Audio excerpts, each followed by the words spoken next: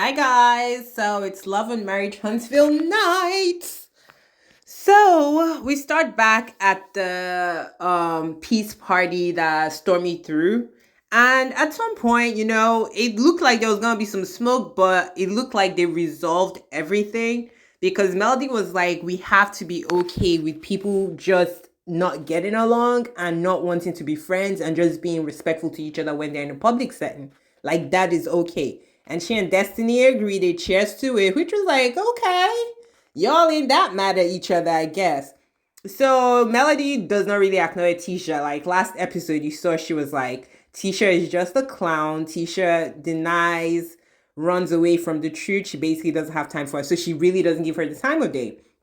Then we get back to Tisha and Marcel, and they're discussing the couples therapy because he has this fake ass picnic laid out in their living room because their kids, I guess, are out of the house for the night. And I'm like, why are we discussing couples therapy? But he's like, basically, he doesn't like Dr. Francis, that Dr. Francis basically calls him out.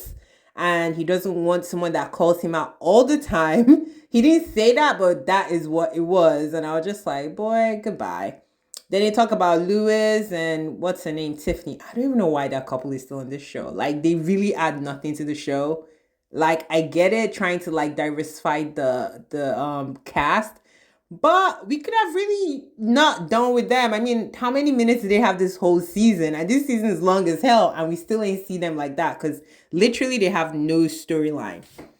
So we finish with that. Then we see man, this was heartbreaking. Kimmy and Maurice basically driving to the doctors for the biopsy.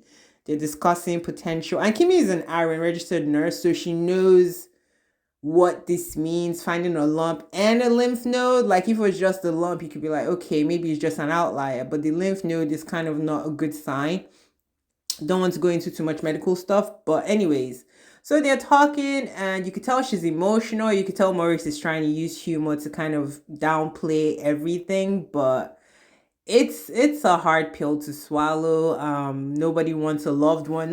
Nobody even wants a stranger to have, this kind of anxiety pending a test result that could be cancer, and it could be cancer that has spread, which is even worse. And she says, I think it was in the breast and the lymph node, those were the two spots. So she said basically everything moved by fast from when she felt the lump to when they got the mammogram, ultrasound, and now they're going for the biopsy. Maurice is just being encouraging before they go in. They say a quick prayer. This got me emotional because I have, everyone has a family member that passed away from cancer. So you understand how that can be. But, they go for the biopsy, and the next scene is weirdly Melody and freaking Destiny. And I'm like, what the fuck going on? When Melody walked in, I was looking at my screen like, is that Melody? Like, who is that? Like, literally was looking at my screen for like 2 seconds, confused as hell. Like, is that her? Is that not her? Because I don't think they showed her whole face or her whole body when she first walked into the studio where Destiny is shooting for her like on 10 video, on 10 like music drop. And I'm like, what is going on? Because they didn't show us them making up or anything. And Melody comes in, oh, hey, girl, hey. And I was like, what the fuck? Yo, we're just like agreeing to not be friends, but okay. And they go on, and Melody is like giving her like pointers on how to pose. They're like playing, like touching each other. It was a cool moment, but extremely confusing because I'm like, what in the world is going on? When did they make up? Then we go to their confessionals, and apparently Destiny invited Melody out. Because Destiny is seeing the errors in her ways. She basically messed up a good friendship, and for what? Is the lies for me. If Melody also said she helped her with her bills when she was struggling and all these things. And Melody only said it after the fact of her calling her manipulative and not a good friend. And Melody is like, how am I not a good friend, before she exposes.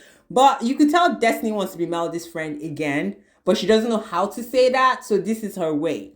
So they sit down after the photo shoot, and Destiny is trying to rehash basically last year's news, from the manipulation to you said this, I said that, you did this. And Melody basically proved her wrong. Like, you said these things. Initially, she denied it. Then she now explained why she said those things. And Melody is looking like basically lied. Like, I called you a liar because you lied. And she had no retort for it. And I was very proud of Melody for like standing the truth. But basically, at this point, Melody, you could tell she's over it. Destiny tries to have a moment. I know you love me, this and that. Like trying to act like all this crazy shit didn't happen. Like you didn't just go crazy on me and Madani. And Melody's looking at her like, girl, we're good. We could hang out. We could be cordial, but I'm content being by myself. I don't need any new friends. Basically was the message Melody was sending to her. And there was a moment of awkwardness where Destiny was trying to get some kind of extra emotion from Melody, talking about their divorces and everything. And Melody was just staring at her because there's been so much betrayal, and I really don't blame Melody. And Melody admits I miss some of our friendship, but it's a memory at this point because the bad almost outweighs the good because they were really friends like that, and Destiny played herself. Like it is what it is. Then we go to Tisha's period party, which is pretty cool.